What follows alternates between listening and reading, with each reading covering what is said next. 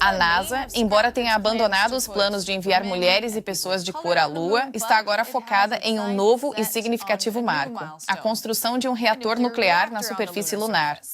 Um novo diretor visa lançar um reator nuclear lá até 2030, antes dos planos anteriores que focavam em meados da década de 2030. Esse prazo posterior é também quando a China e a Rússia esperam se associar em um posto avançado humano movido à energia nuclear na Lua. O cronograma atualizado prevê gastos no projeto, apesar de um grande corte orçamentário para a NASA da Casa Branca este ano. Muitas perguntas aqui. Vamos tentar respondê-las e trazer Lee Billings. Ele é editor-chefe de notícias, cobrindo espaço e física na Scientific American. Lee, bem-vindo à DW. Agora, explique isso para nós. No momento, a NASA nem sequer está levando pessoas à Lua. E em 5 anos, eles querem construir um reator nuclear lá? Sim, é verdade. Parece um pouco ridículo dado o cronograma, mas é bastante justificado. Esta é uma tecnologia bem desenvolvida em vários setores, e a NASA, como outras agências espaciais, tenta desenvolver reatores nucleares para uso espacial há muito tempo. A questão é que, agora, se for para lá abastecer um posto avançado humano, por exemplo, não temos nenhum lá, e duvido que venhamos a ter um em 5 anos. E olhando para o cronograma, isso realmente parece ser um tanto ambicioso demais, você não concorda? Especialmente com a NASA enfrentando enormes cortes orçamentários agora. Sim, acho justo dizer isso. Parece um pouco ambicioso demais em relação ao cronograma e os cortes orçamentários, claro. Muitos dos que foram propostos pela administração Trump parecem estar sendo revertidos ou estão sendo revertidos pelo Congresso. Então não está claro qual será a situação orçamentária no final, mas muitos desses cortes estão sendo feitos a serviço da exploração humana. Então o que está acontecendo é que muita ciência está sendo cortada, mas esses cortes estão sendo feitos em favor da manutenção ou até mesmo do aumento dos orçamentos para coisas como a corrida para retornar à Lua. Vamos ver os detalhes técnicos.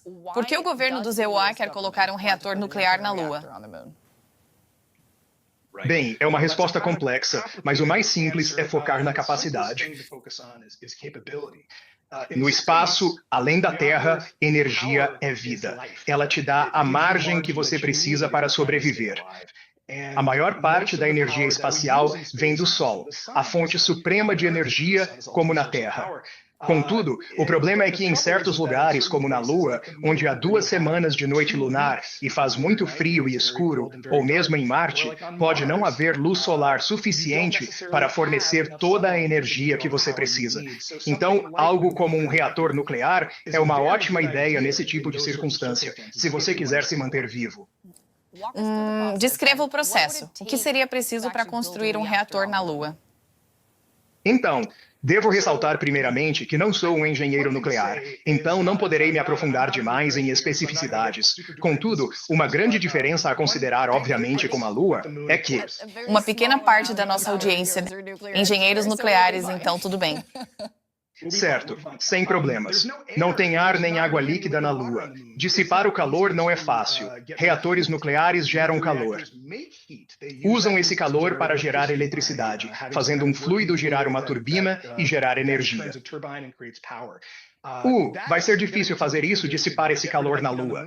Assim, muitos projetos de reatores nucleares espaciais possuem radiadores enormes para dissipar o calor, algo que veríamos numa instalação na superfície lunar. É importante ressaltar que estamos falando de algo capaz de gerar cerca de 100 kW de energia. É o suficiente para abastecer 1 ou 2 grandes escritórios ou um posto lunar rudimentar. Não falamos de vasto complexo de reatores nucleares que geraria gigawatts, o suficiente para uma cidade. São equipamentos compactos e relativamente pequenos, e já somos bons em fabricá-los em diversas escalas. Nós os colocamos em submarinos nucleares o tempo todo, por exemplo. Assim, não é tão difícil pensar que poderíamos levá-lo à Lua. Mas, claro, há detalhes técnicos que podemos discutir. Colocá-lo na Lua significa transportar material radioativo para lá. Você sabe, temos visto, especialmente nos últimos anos, muitos foguetes explodirem e, sinto que isso pode ser um empreendimento potencialmente bastante perigoso para todos nós, aqui na Terra, certo? Sim, é um risco bastante significativo, mas que pode ser gerenciado. Lançamos muito material nuclear ao espaço ao longo dos anos, em sua maioria sem perigo. Já houve casos em que foguetes explodiram.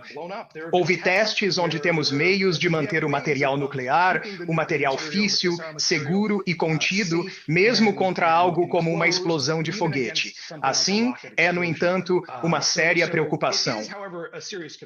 Não é algo para se subestimar, e há outros protocolos e coisas que se pode fazer para minimizar alguns dos riscos, como usar um veículo de lançamento comprovadamente seguro, o que o Starship da SpaceX ainda não mostrou, mas talvez o faça em breve. Além disso, você não, por exemplo, ligaria o reator até que ele chegasse à superfície lunar, sabe? Não se inicia uma reação nuclear numa nave frágil em órbita. Então, é um risco muito significativo, mas é um que pode ser gerenciado e que conseguimos gerenciar no passado. Parece bom. Ao apresentar este plano, os EUA também mencionaram ambições parecidas da China e da Rússia, e que eles queriam superá-los antes que pudessem criar o que chamaram de zonas de exclusão. Do que se trata isso? Podemos simplesmente reivindicar partes da Lua agora? É por isso que os EUA ou qualquer outro país quereriam um reator nuclear na Lua. Não se trata apenas de sobrevivência ou de ter poder, mas sim de ter a infraestrutura para apontar e dizer: esta é uma região sensível, não entre, não vá lá, porque de acordo com o Tratado do Espaço Sideral de 1967, que os EUA assinaram, bem como, e a China de cabeça, você não pode possuir nenhuma parte da Lua ou outro corpo celeste fora da Terra. Não pode possuí-lo oficialmente, mas com infraestrutura sensível, como um reator nuclear ou posto avançado, pode-se argumentar que qualquer outra potência espacial para a exploração pacífica do espaço deve ter o devido respeito a essa infraestrutura, originando a noção de zona de exclusão. E a ideia é que certas áreas da Lua são cobiçadas, são propriedades valiosas, onde muitos gostariam de ir, mas nem todos caberiam no mesmo local. Por isso você faria isso. Por isso se quer ter essa noção de zona de exclusão. Seja lá os Estados Unidos, a Rússia ou a China, quem poderá saber? Parece a volta da corrida espacial, não é? Sim, e tenho sentimentos contraditórios a respeito, mas me empolga a perspectiva de que algo como energia nuclear exista na Lua, pois seria um facilitador fundamental para muitas coisas. Não se trata apenas de uma missão de fincar bandeiras, mas de investigações científicas mais robustas. Especificamente falamos do Polo Sul da Lua, a propósito.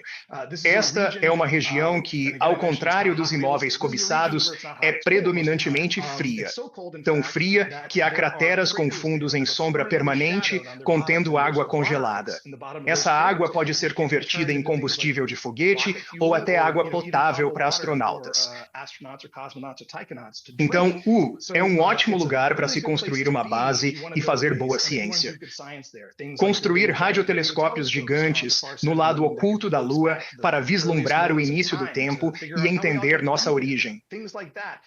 Tudo isso, de fato, poderia ser viabilizado e capacitado por uma forma robusta de energia, como a energia nuclear. Sim, coisas empolgantes por vir, tenho certeza. Mas tudo acontece em paralelo, certo? Os Estados Unidos da América estão trabalhando nisso agora, enquanto a China e a Rússia também estão. Não parece haver muita cooperação, mas isso não impulsionaria a inovação de uma forma significativamente mais produtiva do que este tipo de competição que estamos testemunhando agora? Essa é uma boa pergunta, e eu não sei se a resposta é muito direta. Eu acho que nossos líderes globais deveriam considerar cooperar mais nesses domínios, com mais frequência.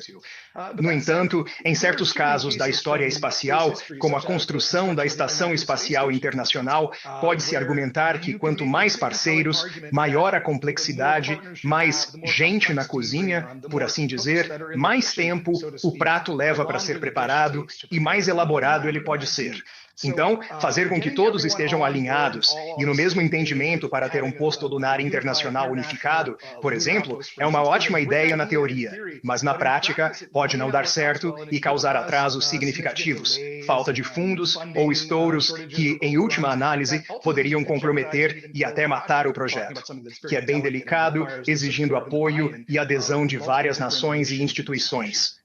Que fascinante. Lee Billings, da Scientific American. Obrigada. Prazer, Nicole. Obrigado. E uma nota da NASA, que quer um novo executivo para a pesquisa até o final do mês. Até o final de setembro, a agência buscará propostas de potenciais empreiteiros que possam construir e instalar o projeto. A NASA dará contratos a 2 finalistas até março de 2026, então se candidate se quiser tentar.